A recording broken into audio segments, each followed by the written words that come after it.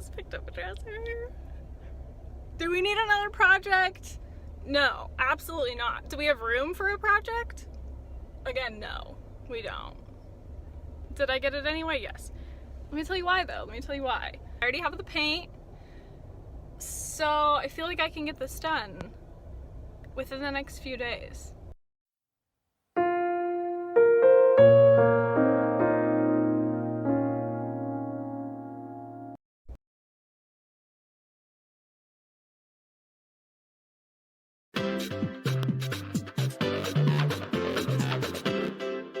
Hey everyone, welcome. Today I'm going to be sharing with you an extreme dresser makeover. This was a DIY project that was so fun, so much work, oh my gosh. And it was just all around a really great learning experience, so I'm excited to share that with you. If you want to see that full makeover, make sure you watch until the end. And if you're new here, my name is Camille. I share all sorts of thrifting, home decor things here on my channel. In the past, I've shared a lot of thrift hauls with both clothing and home decor, and in the future, I will be sharing some more furniture makeovers as we do some DIY in our new apartment, as well as some room tours, so I'm really excited about those. If you want to see that and that interests you, make sure you hit the subscribe button so you don't miss a video. I'll link a few of my favorite videos down below, and you can always hop on over to my channel and check those out as well. So without further ado, let's get into this dresser makeover. Okay, so I found this dresser scrolling through Facebook Marketplace, one of my favorite things to do, of course, and it was for sale for $10. As soon as I saw it, I knew exactly what I wanted to do with it. I was really excited about this dresser because I really love fluted detail on the sides. I know that's super in right now. And I was also excited about the woven drawer fronts. When I saw this, I knew it would be a great piece to flip because those features are really unique. And even though those features made this dresser way more work than any of my other pieces, they also made it more unique, and therefore it has more of a resale value. The first thing I did was get to work sanding. I started with a pretty rough grit. I used 60 for this, and then slowly made my way up to 100, 120, and then I think I finished off at either 160 or a 180 grit. It's definitely important to get all of that stain off, all of the finish that was there off. Pause to let the cat inside. And I tried to figure out how to get the stain off of these edges because they have these beveled edges. So I decided to use the sanding block, and it wasn't a rough enough grit, so I ended up taking a rougher grit sandpaper and wrapping it around the block. And it worked. It took a long time, but it did work.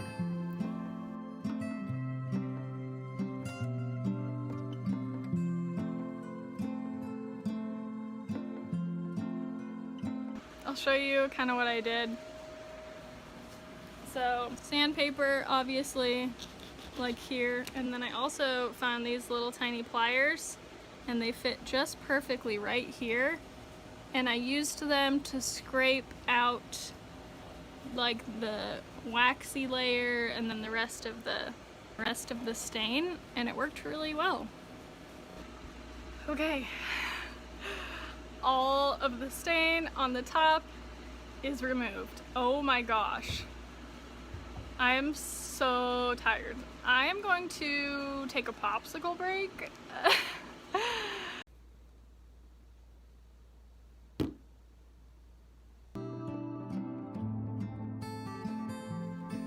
really important step when you're refinishing furniture is always use primer. This is a step that a lot of paints will advertise that you can do without, but in my experience, even with using chalk paint and other things, I wish I would have used primer. So I actually just buy a spray primer. It's a lot easier. Just make sure you're in a very well ventilated area. After priming, it's also really important to give it a good sand down. I used a really high grit, I think it was a 180, and just gave it a really light sand just to make sure everything is super smooth before I get ready to paint.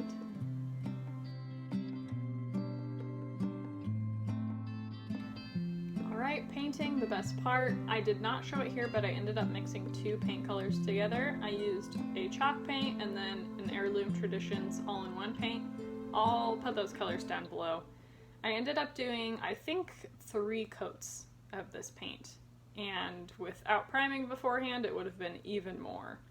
So I just really wanted it to be super smooth and really durable. I let it dry between coats. I just followed the directions on the can, and it took me a while, but I just put on a podcast and I really enjoy the process.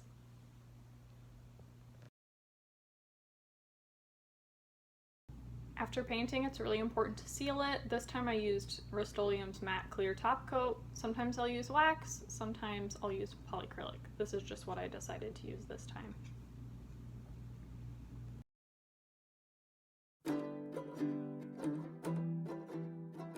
So I knew I wanted to change the legs when I got this dresser, and I just assumed that they would just screw off like all the other legs that I've ever seen.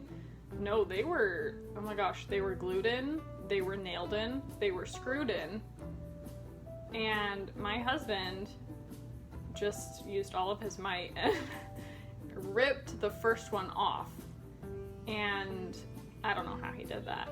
It ended up cracking the wood, as you can see, so we had to go fix that later. We figured out a different method to get the other legs off. We ended up using a jigsaw, and it was a total pain in the butt, but we finally got them off.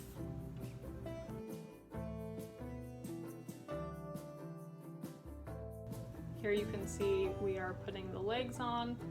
I have only used a drill maybe like 5 times. I'm not super comfortable with it. I definitely struggled trying to switch from the drill bits, but I figured it out, and it's good to have practice. That's one thing that I really enjoy about flipping furniture and really just DIY projects in general, is that there's always new skills to acquire, and I always end up learning a lot with every single project.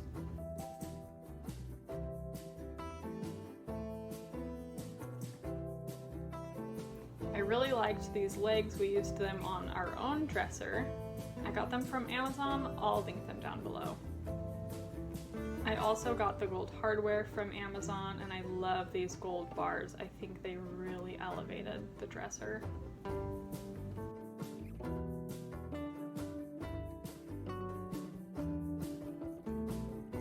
So before I do the big reveal, I just want to take a second to tell you what I learned. I think the first thing and the most important thing that kind of applies to all different DIY projects, and especially furniture flips, is nothing turns out perfect, especially if you're new. I'm super new at this. This is only, I think, my 3rd or 4th piece that I've actually flipped to sell. And so I'm still learning, and the one thing that I kind of learned throughout the process is to be super patient with myself.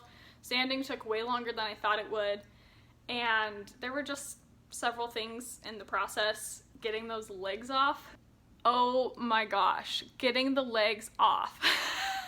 Like, just things that you can't really plan for, things that happen, and you just kind of have to roll with the punches.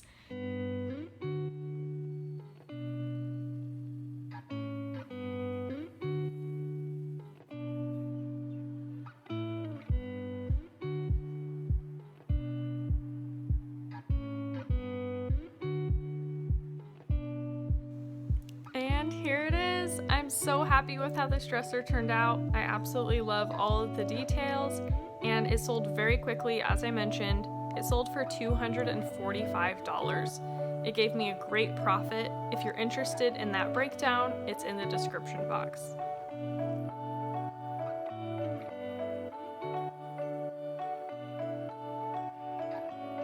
Thanks for joining me for today's video. I hope you enjoyed it, and we'll see you next time.